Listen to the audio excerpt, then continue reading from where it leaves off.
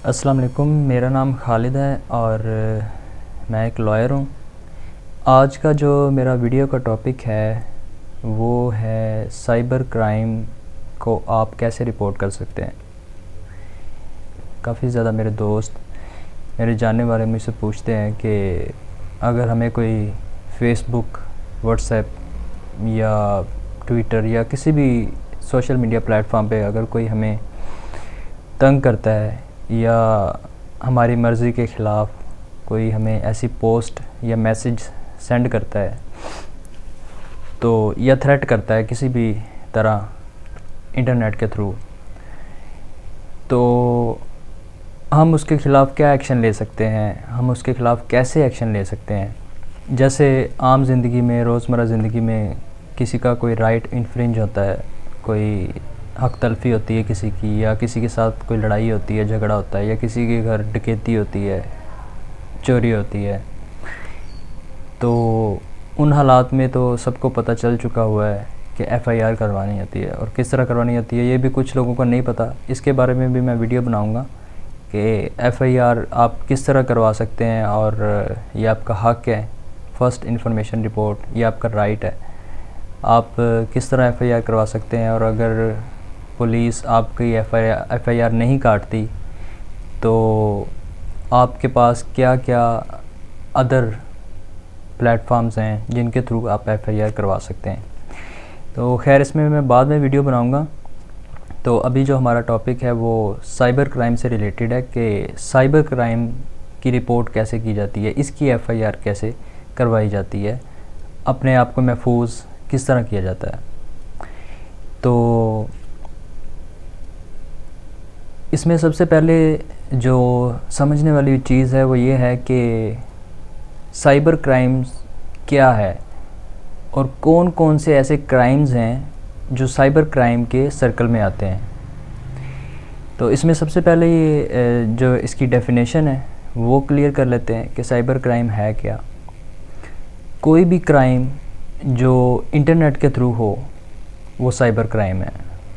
ये इसकी बड़ी सिंपल सी डेफिनेशन है। अगर इसको जितना मर्ज़ी आप एक्सपेंड करते जाएं वो अलग बात है। इन सिंपल वर्ड्स, कोई भी क्राइम जो इंटरनेट के थ्रू होता है वो साइबर क्राइम है। उसमें आप मोबाइल डिवाइस के ज़रिए कर लें, लैपटॉप के ज़रिए हो जाए, या कोई भी डिवाइस, इलेक्ट्रॉनिक डिवाइस या कोई भी एडवांस्ड डिवाइस जो इंटरनेट के साथ कनेक्टेड है, जो भी क्राइम उसके ज़रिए होगा वो साइबर क्राइम है। अब सेकंड स्टेप ये है कि क्राइम होता क्या है। वो एक्ट या ओमिशन जो कानून में दर्ज हो उसकी ख़िलाफ़ वर्जी करना क्राइम है। अब इसमें देखा ये जाना है कि कौन कौन से क्राइम हैं जो तय किए हैं पाकिस्तान के कानून में कि ये कानून के तहत क्राइम बनते हैं और ये क्राइम नहीं बनते। खैर, ये बहुत एक तफसीली वीडियो बनेगी, इसके ऊपर तफसील से टॉपिक जो है वो कवर होगा। तो अभी जो इस वीडियो का मकसद है बनाने का वो ये है कि प्रोसीजर बताया जाए अपने वीडियो देखने वाले को, अपने व्यूवर्स को प्रोसीजर बताया जाए कि कौन सा प्रोसीजर है जिसको फॉलो करते हैं वो अपना उनके साथ जो क्राइम होगा इंटरनेट के थ्रू वो उसको रिपोर्ट कर सकते हैं। जो मुतलका इदारे हैं उन तक अपनी आवाज़ पहुंचा सकते हैं, खुद को महफूज करने के लिए, इंसाफ के लिए। तो इसमें जो बेसिक दो रास्ते हैं जिनके ऊपर चल के इसकी रिपोर्ट करवाई जा सकती है। पहला रास्ता जो है वो ऑनलाइन का है। उसका प्रोसीजर ये है कि आपने सिंपल nr3c.gov.bk वहाँ पे जाना है, वेबसाइट को क्लिक करना है, उसके ऊपर आपने अपनी ऑनलाइन कंप्लेंट दर्ज करवानी है। कंप्लेंट दर्ज करवाने का तरीकाकार ये है कि उसमें आपने अपना नाम, CNIC कॉपी और अपना जो कंटेंट है, अपना जो वकूआ जो आपके साथ हादसा हुआ है, जो भी वाक़या आपके साथ पेश आया है वो आपने वहाँ पे दर्ज कर देना है। और जो भी उस वाक़ये से रिलेटेड आपके पास प्रूफ्स हैं, डॉक्यूमेंट्री एविडेंस या कोई टेक्स्ट फॉर्म में है, वो उसके स्क्रीनशॉट्स आपने ले लेने हैं। कोई भी चीज़ जो आपको लगता है कि वो रेलेवेंट है, वो आपकी जो कंप्लेन है उसको मज़ीद मज़बूत बना सकता है, उसको सपोर्ट कर सकता है, वो डॉक्यूमेंट्स आपने लाजमी साथ अटैच करने हैं। उसके बाद आपने उसको सेंड कर देना है। वो रिपोर्ट साइबर क्राइम इदारे को मिल जाएगी, जिसके ऊपर फिर वो नेक्स्ट फर्दर एक्शन लेंगे। दूसरा जो प्रोसीजर है वो ये है कि आप खुद उनके दफ़्तर में जाएं, वहाँ पे कंप्लेंट दर्ज करवाएं। उसके लिए तरीकाकार ये होगा कि आपके पास आपका CNIC होना चाहिए, उसकी कॉपी होनी चाहिए, और आपने वहाँ पे उनको कंप्लेंट दर्ज करवा देनी है, और जो भी आपके पास सपोर्टिंग डॉक्यूमेंट्स हैं, स्क्रीनशॉट्स हैं, वो उनको जमा करवा देने हैं। ये NR 3C का जो ऑफिसेज़ हैं ये सारे तकरीबन शहरों में मौजूद हैं, तो वहाँ पे आप जाके कंप्लेंट दर्ज करवा सकते हैं।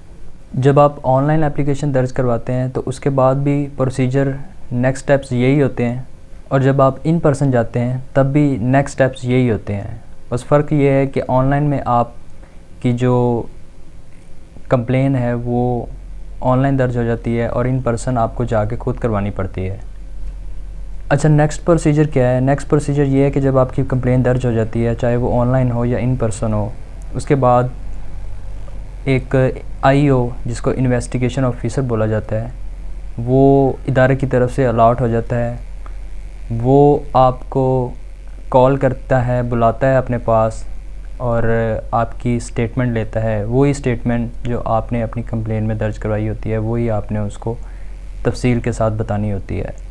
मकसद उनका कानून के मुताबिक चलना होता है, इसलिए वो उन्होंने आपकी स्टेटमेंट रिकॉर्ड करनी होती है, जो कानून में लाजमी होती है। उसके बाद जो इन्वेस्टिगेशन ऑफिसर होता है वो इंक्वायरी शुरू कर देता है। इन्वेस्टिगेशन ऑफिसर सेक्शन 93 के मुताबिक उस पर इंक्वायरी शुरू कर देता है।